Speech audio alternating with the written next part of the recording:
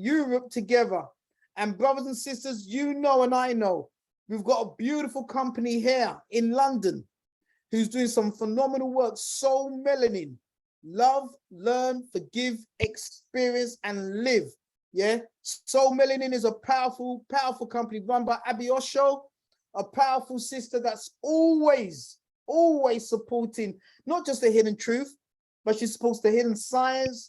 She supports and she does tours all over the UK, all over Africa. She's at the moment, I don't know how she's doing it. She's gotten on 2 tours near enough at the same time. One in Chelmsford and one's in Tanzania. I don't know how the sister does it, brothers and sisters, but I'm so happy. We just been speaking about the economics that we now have got live here today. And this is showing you why this is so important. Osho, sister, how you doing, my queen?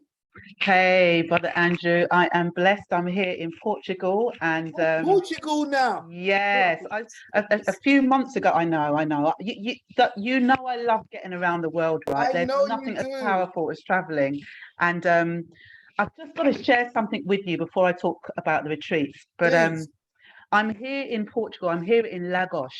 And one of the reasons we spoke a couple of months about this is that I wanted to come here because I was really interested in the connection between Lagos, as they pronounce it here in Portugal, and Lagos State in Nigeria. Yes. Remember? And I was like, I'll go in, Brother Andrew. And I have to say, I am not a historian. I have to give props to Brother Andrew because he's got me really interested in this part of the journey. So I'm giving you props here, Brother Andrew. But anyway, what I found is there's quite a small little museum here where they talk a little bit about the enslavement, but it's very, very sanitized. And what they talk about is the Portuguese, the early settlers from here in Portugal, inhabited in 1575, what we now know as Lagos State in Nigeria. However, when you read it, you automatically think about the European Portuguese. It's not the Europeans, it was us, the Moors. And what happened is when we were overthrown, we were, I guess, living a bit of a nomadic lifestyle in our thousands. So the King of Benin, who was also a Moor, the King of Benin was a Moor, he took the Moorish people in from Spain and from Portugal. So there's a direct line from Portugal, Lagos, Portugal, directly to Lagos in Nigeria state. And it's a small fishing village. So it was never them, it was always us. It was always us. So let's not get it twisted. And when you think about it, what they did is they replicated what they'd set up in Lagos. So here, this was a thriving Moorish port where we were trading silks, we were trading oils, we were trading with cowrie shells, we were trading with all these amazing things, other the people. What we did is we set that same thing up in Lagos State in Nigeria. It was very small back then in the 15th century, and we started trading. We had the similar waterways as they have here in Lagos, in Algarve. And by the way, it wasn't called Algarve originally, it was Algarve. That's what we as the Moorish people named it, but it's been changed since then, and we know the reasons as to why. But what is beautiful about this story, and I've just done it in as condensed way as possible, is that all of these years later, I mean, we were pushed out, we were put over there because the King Ferdinand then of Portugal didn't want to associate parts of Portugal with the Moorish people, so he tried to keep it separate. So when you look at us now in comparison with Lagos and the size of it here, there are over 23 million people in Lagos, Nigeria, in this state. We are the biggest state in Africa. We are trading. We have the network of the waterways on a much bigger scale than they have here in Portugal, Lagos. And I just think wherever we go, it doesn't matter where we go in the world, there is always the history of us. We just have to have a bit of patience to unpick it, unravel the stories that they like to tell us, look what's underneath, and we will always find ourselves under every single stone that has not been turned. Sister, I wanted to share that. As you're talking, sister, no joke, beloved, you should look into being a TV presenter. As you're speaking, sister, even though we're physically can't see, you know, you walking around, but I'm actually picturing you right now, being able to walk around, the TV camera crew around you, breaking it down, meeting people. No, sister, you've done it so well. Bless You've done a you. very short space of time, but you really gave us a phenomenal link. And that's what I love about history. Yeah. No matter Yeah. what they do to try and hide that history, if you dig deep enough and you're determined, you will Yes. find the truth shining, Yes. shining in front of us. That was Yes. fantastic, sister. Absolutely fantastic. But Absolutely. also, sister, come on, man. We also Yeah. want to hear about your great works, Yes. bro, because you, Okay. sister, you've epitomized what it means to have a vision, to be entrepreneurial, but at the same time, love your history, love yourself, love your Yes. African culture. It's Yes. amazing what you're doing, sister. So please let us know on the platform. Thank you. Okay, so the next, so I'm going to talk about Tanzania. I have one space left for my Tanzania Reconnect retreat. It's a sister retreat.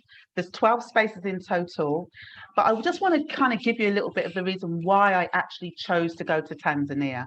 Please. Tanzania is it's the oldest African country in the East African state, and it was the first place where other Africans were found, in terms of like the Khoisan, these very powerful people whose genealogy still hasn't changed over the years. But as an ecosystem, the first ecosystem that hasn't changed in the last million years is the Serengeti. And the Yes. Serengeti is, alive and kicking in Tanzania, as is the Ngorongoro crater, as are the Maasai people, powerhouse people. And Brother Andrew, you blessed me before when you allowed me to come onto the show, and I was talking a little bit about the Maasai. So this particular trip with this group of sisters, as I said, there's one space left. It's really not just about seeing all these incredible places, but it's about reconnecting you back to your roots. It's about reconnecting you back to the motherland. We will be staying opposite Mount Meru. So we have Mount Kilimanjaro, which is the male energy mountain. Oh, sounds heaven. Mount Meru, which is the female spiritual mountain. So we're going to be staying up in Arusha in the mountains for the first 5 days opposite Mount Meru. Oh, and that is where you find the Maasai. There are Maasai everywhere, but Maasai on that side of Tanzania are what I would call your original Maasai. And then on the other side of that mountain, Mount Kilimanjaro, you have the Maasai Mara in Kenya. So I just have to share this. This is really important information that I want to share with you.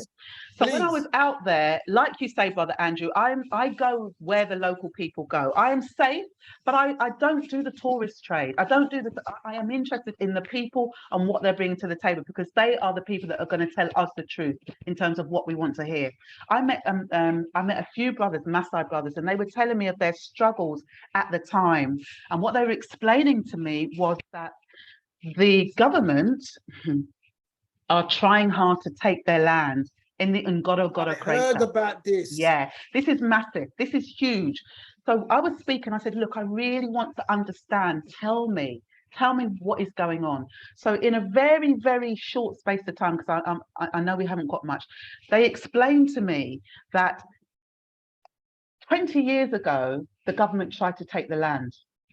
And what happened was the Maasai, the chief of the Maasai, he found the original letter.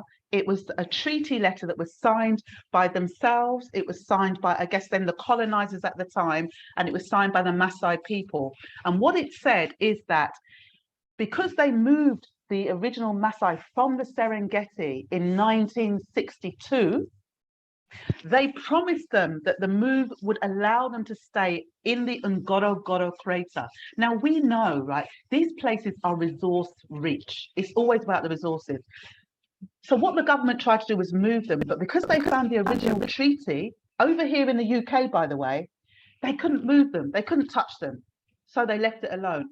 The whole thing has come back up again.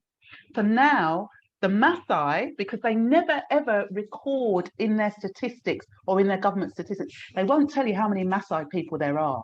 They talk about the different homestead groups of Maasai, but they never give you a number. I wonder why that is. Anyway, another story for another day. But what they're now saying is they're really pushing hard for the Maasai to leave their land. And the Maasai, what they're saying to me, they were saying, look, we are humble people. We are the gatekeepers of the animals. We are, but we, in our culture, there is no such word as fear. We don't know the word fear. And their concern is that, well, one thing, the Maasai Mara, which are the people on the other side of Kilimanjaro in Kenya, and the Maasai that are the Tanzanian side are coming together as one. A bit like the brother was saying, they are unifying. Now, we know what happens with unity. People get a little bit fearful around unity.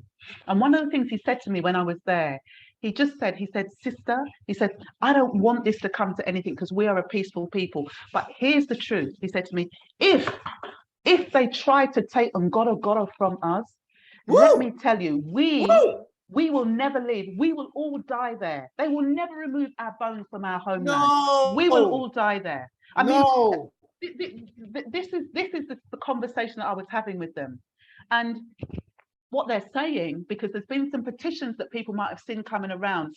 So one of the reasons why I want to go to the Ngorongoro crater is because we stand in unity with the Maasai.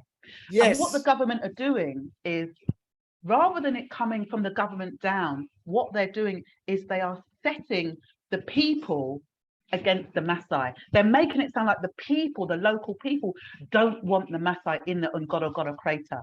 They've sent film crews in there that have not spoken to anybody, any Maasai. They've just been taking pictures, and then they've been doing this whole propaganda campaign. Now, I know there's two sides to every story. We've seen this many, many, many times.